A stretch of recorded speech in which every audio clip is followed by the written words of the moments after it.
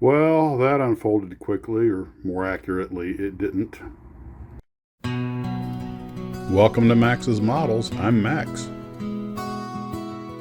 Hi, Glue Troopers.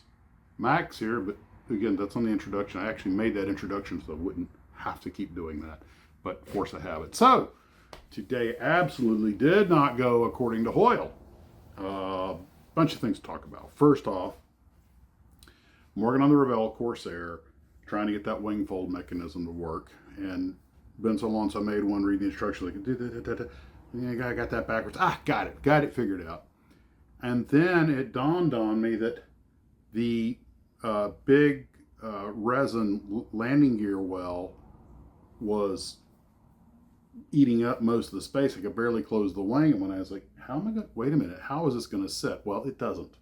They're in the way of each other. And basically, I had said I was planning to pose the Corsair with the wings folded just to save space. That's not happening. I've already got the wing boxes detailed and glued in, so detailed, I painted them. But I have cut out the area where the kit wing box would be, so that's not an option. So I'm kind of stuck with these things, unless I want to make it wheels up. But either way, then what's the point in putting them in if you can have the gear doors closed? The point is the airplane's going to have to be with the wings fixed down. There's not really an option on that. I did not know that. Now we've learned something. And hindsight, I'd never built this kit before. I know a lot of you guys have, and you've talked about it. A lot of folks have fond memories of it because we were kids when we built it, and it was a big, cool Corsair. But the reality is, by at least 2025 standards, it's a little rough. And as I mentioned, the plastic is god awful brittle. There have been some issues. I did get the cockpit in there, and that's all done. I just got to put the control stick in. I'll probably use the one out of the kit because the resin one keeps breaking off and frankly doesn't look that good. But the, how can I put this? The discovery that I had to put it with wings down, I mean, it's going to look better. The Corsair looks better with the wings extended. But it was just one of those things about, it ain't over till it's over. Great idea. Why? I knew that the wheel wells had to be ground down just to fit into the wing. So I knew there'd be a fit issue with that. How it just escaped my mind that, hey, if you want to make, now I could pose them fixed wings up, but that would not be very secure because you don't have the little mount down there glued onto the resin to hold it in place. It would be very fragile. And it's not exactly going to be wings of steel with them extended, but at least there's some tabs on there I can glue into, and it'll just look better anyway. So going with it, we play the hand we're dealt. But I was so surprised that it didn't even dawn on me to take measurements and see if this would work with the wings folded. And this is the worst thing that happens in your day. You're doing all right, but it is what it is, and I will motor on. And I am looking forward. I didn't really get that much done on it today, but I did get a lot of the pre-painted stuff. Then I got the engine put together, and it's that nice R2800 that Revell makes. It's actually easy to pre-paint, and everything goes together real easily. Like we all have been built a dozen of those, 2 dozen if you like to build B29s. Before anybody says it, I know the B29 did not have R2800, so it's just blabbing off the top of my head as I'm prone to do. Now back to our regularly scheduled misinformation. Oh, I'm just kidding. I don't think anybody makes a 1/32 scale B29. Boy, that would be a beast. I did see a 1/32 scale B17 at JaxCon. That was impressive. And Captain Tangent live and well. By the way, after I went off on that major tangent a couple of videos back, my wife told me I've been promoted to Major Tangent. So, now probably the home of Major Tangent, temporary theater rank. And okay, for those who don't know what theater rank is, like when Eisenhower was commanding the D-Day invasion, he was a 4-star general, but that was theater rank. If he'd gone back to the States, he reverted back to colonel. Sometimes during a war, when you're in theater, you get a promotion to a position. They don't do that anymore. That was something that was done back then, but it was called theater rank. And a lot of these generals were actually lieutenant colonels or full colonels. So The next thing is the helicopter. I tried 4 or 5 times to remount this windshield. I cannot get it to fit properly. So I'm just going with what I got. So I got some of the accoutrement on it. I got to put the rotor blades on it. I'm waiting for the tail wheel to harden. I think it keeps bending sideways. Anyway, then I'll probably decal it, then glue the rotors on. I'll be done. This one's going to be a back of the shelf model. It's an average kit, and I did not do a great build. I did make the twin engine version, and it's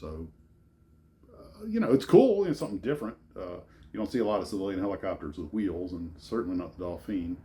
This one they made a lot of, the earlier model, because it has the option for the single engine. But the single engine model, they didn't make that many, like 40 or 50. They made hundreds of these.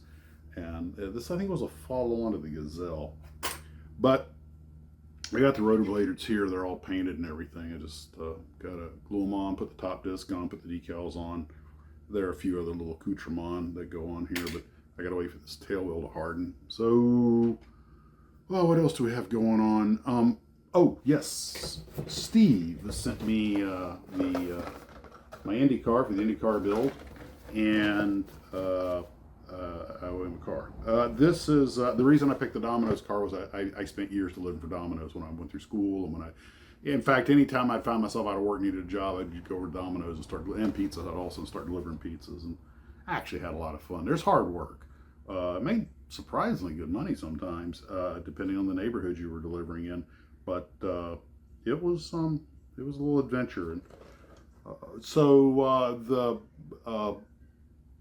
the whole idea of the Indy and the Formula One car, which is due the end of next month, is because I was going to have it due on Memorial Day for the Indy 500. I know a lot of you guys will be watching that, but folks needed more time to finish the first kit build, which is due midnight tonight. But probably by the time you see this, I've gotten a couple more submissions sliding in, including 2 de Havilland 88s, 2 separate ones. So I labeled one. I won't go from the other. Different build, and a lot of great work.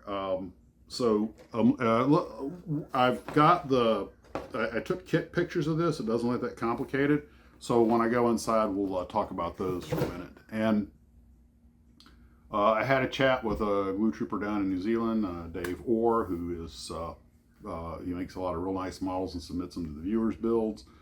I just thought it'd be nice to. I spent some time in New Zealand on vacations, actually where I was when 9/11 happened, and really loved the place. When I went to their transportation museum in it was Wanaka, they had a magnificent model collection, and as well as a lot of real World War II memorabilia. I mean, more memorabilia artifacts.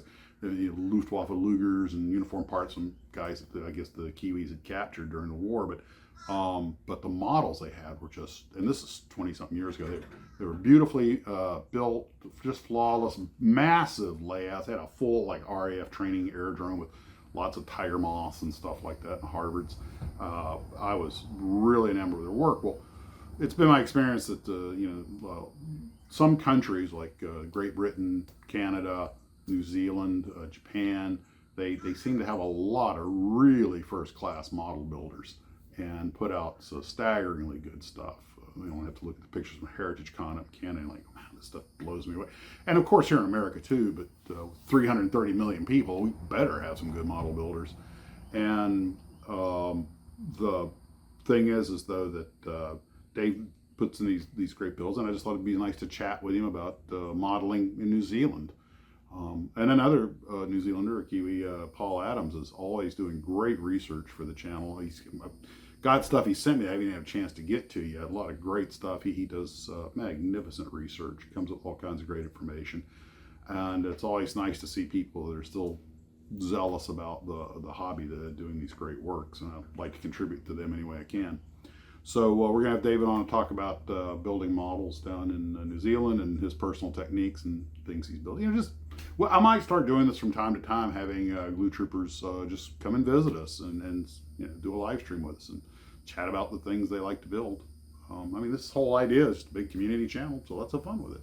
Okay, guys, I'm going to go inside and we'll run some videos of the Domino's Pizza, the hot one. It's a March 88C type car, Indy car. All right, see you in a bit. Okay, guys, here we have the Domino's car by AMT ERTL. Like I say, it's a March 88C type car called the hot one. And the first thing out was the body. This is on a runner tree. Looks like a nice, clean, crisp molding, very modern. And of course, we've got the engine and the bottom of the car's body. Hoping not getting ahead of myself, I don't think I'll have too much trouble building this. So here we have the driver and some of the accoutrement, because it all looks pretty clean. The only loose part was that what looks like to be half of an engine. And I found these forms in there, some sort of trivia sweepstakes, which I'm sure is long since over. I'm not exactly sure when this kit was made. And then we have real rubber tires. Looks like I'm going to have to clean those up, but again, pretty standard stuff. And then we, of course, have the chrome parts and the decal sheet. And it all looks very, very AMT. And I haven't had a chance to dry fit anything, but I have good expectations. The instruction sheets, it's basically one big fold out and printed on both sides. Instructions look pretty straightforward. This will be my first Indy or F1 car, so it's a new one on me. The only close thing built to this is a dragster, and that was the monogram Shoemaker Blues Brothers car, and it went together real well. And then, of course, we have the paint scheme, red, white, and blue. Okay. Well, guys, that's what I have for tonight. You take care of yourselves. We'll talk to you later, and as always, model on.